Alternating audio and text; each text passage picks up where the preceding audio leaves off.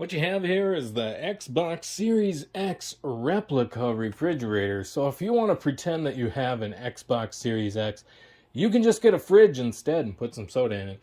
Just kidding. I don't know if that's what you do, but my son has this in his room so that he never has to come downstairs and so that we stay off his case when he buys all kinds of soda and sugar and stuff like that. He puts it in here in his room and he never has to come out.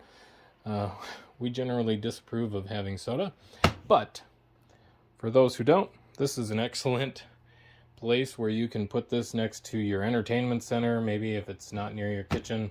It also has a USB port down here if you want to plug in your phone or something like that. You can hit the button and turn it on and charge up your phone.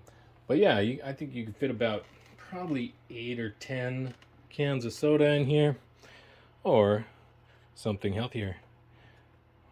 It's a nifty little gift, if you ask me.